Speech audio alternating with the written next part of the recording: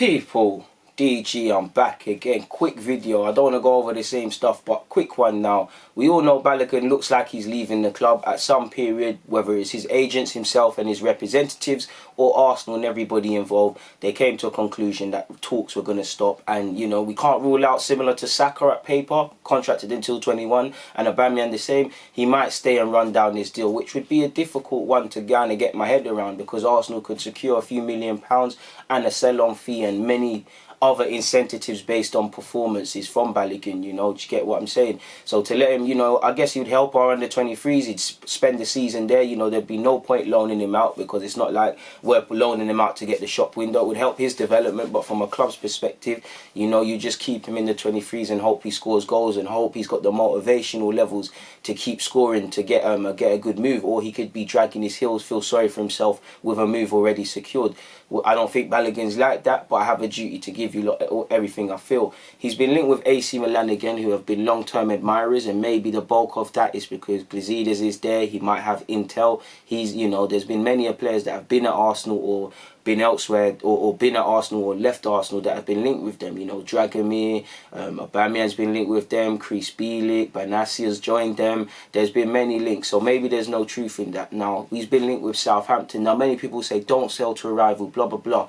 A lot of that is true, but your hands are tied. Unless you're going to sell him to a German team or overseas club, there's not much you can do. We just need to get the best deal. If Southampton offer us a couple of million, anything up to 5 million or so, and a sell-on clause, we'd have to do it. And for him, it would be good, because I don't think he's... I think he's a better player than that Olafemi guy. I think he's got more to his game. I think he's more of a goal scorer, better link up, better movement. The only thing Olafemi has over him, Obafemi, forgive me for mispronunciation, is physical strength. He's a target man, and in a 4-4-2, I kind of see what it works. But I could see him go there, and within a couple of months, you know, he'd have to buy this time and stuff like that. But there's a pathway, and not too long before that, it will take his place in the team. To be fair with you.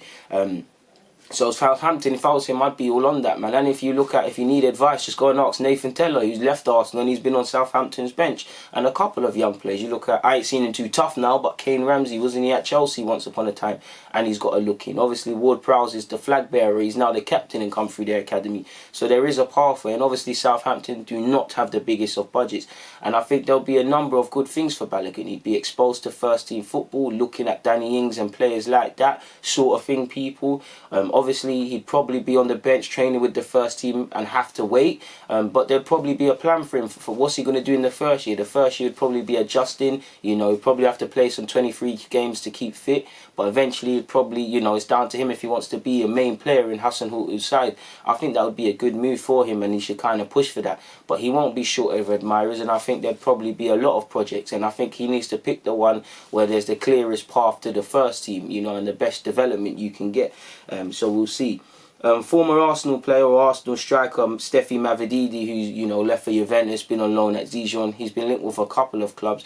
Montpellier for a number of months now have been chasing him, and apparently, you know, Juventus are confident of closing an outright sale of Mavididi to Montpellier. They're waiting on the final answer from the player, and Montpellier are close to completing moves on their end. So hopefully it means Arsenal get a little windfall, a little couple thousand for Steffi Mavididi. You know, he's been at Charlton on loan, he's been at Preston, he's, you know, completed a great sort of education at Arsenal. He's trained at Juventus, lived in Italy, where, you know, there's some things he'll probably stay with him for life. You know, he's made his debut. It's now time to certify himself. Didn't have the best of loan spells at Dijon, and, you know, the chairman kind of got at him and questioned, pardon me, his commitment levels to the club. But now he joins Montpellier, a big club, you know, playing in France, and it's down to him to develop. He's spoken of dreams of playing in the Premier League, so if you develop and do what you need to do, there'll be admirers. But we wish our former player the best of luck, people.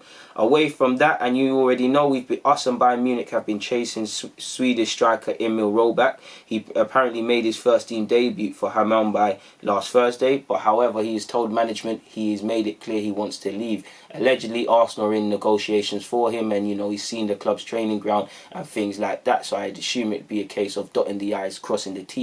And you'd imagine, regardless of a Balogun's future, obviously I'm more focusing on 23s football now, but considering Balogun and our under 23s will be missing a striker, apart from Greenwood, and our under 18s, Greenwood's not there anymore, and they've got young Kyan Edwards. I thought at both levels there would be a sort of someone brought in, people.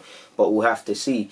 Apparently, according to Mark Irwin, Arteta is deciding to place his faith in Joe Willock, Maitland-Niles and Saka and not complete the permanent transfer of Dani Ceballos, people. You know, I don't think Ceballos has done enough. I think he's a good player, you know, technically good, but I think beyond that, which we already knew, he hasn't really become a hallmark in this Arsenal team to the level I thought. I would have thought, you know, you come from Madrid, you're going to make sure your first name on the team sheet. And sometimes it's not been his fault, you know, it's been a turbulent time for a lot of players at Arsenal because of the lack of the consistent turnaround in management this season and just the turmoil. But, you know, I would keep Ceballos if we can afford a loan. I wouldn't be against keeping him permanently, but what I'm saying is, you know, 36 million for him, or do we use that bread and try and get Partey and try and get Szoboszlai and things? As much as I like Ceballos, that would probably be a better use of money. Apparently, according to the Evening Standard, Arsenal's head physio Chris Morgan has agreed a return to former club Liverpool, glory hunter. Apparently, the Englishman will bring an end to his 2-year stay at the Emirates at the end of the season in order to rejoin the Premier League champions. So we wish him all the best and thank you for your thing here. But in terms of his replacement, apparently Brazilian Bruno Mazzotti has a tight bond with Edu, having worked with Corinthians and the Brazilian national team. He's also worked in China, worked in Milan, and has also been employed by Real Madrid. He's also worked for Iran's national team. Apparently he speaks reasonable English. And obviously I'm not a physio man and stuff like that, but the research I do, I find out he's a black belt in jiu-jitsu. So again, that could be martial arts, and Arsenal doesn't have a tie, but this sort of thinking, it could be something, you know. You got to be flexible to do the martial arts. Could he do something with our team? You know, you look at some of the players he's worked with, René Augusto, sorry, you said he's changed his life.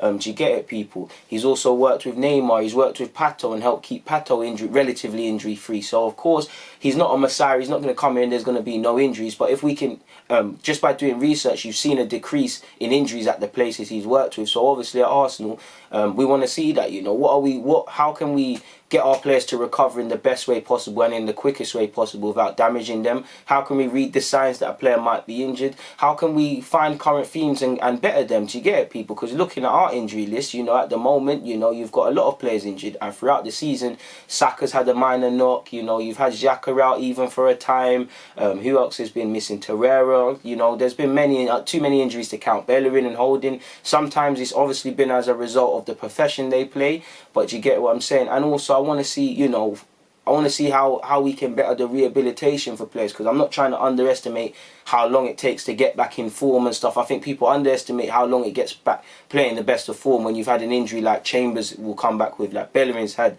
and like Holding. But is there something we can do, and Tierney, but is there something we can do to kind of bridge that gap, to make that process better, to make, even though the players will be lacking match fitness and not be as sharp, can we not make it as glaringly obvious? This is just me. In short, obviously, I want the best individuals in the team, regardless of on the field or off the field, to help us. Allegedly at PSG, you know, they saw a decrease in 30% of the injuries during his time. I can't back that up or claim how valid that is, but you know, that is promising quite to hear.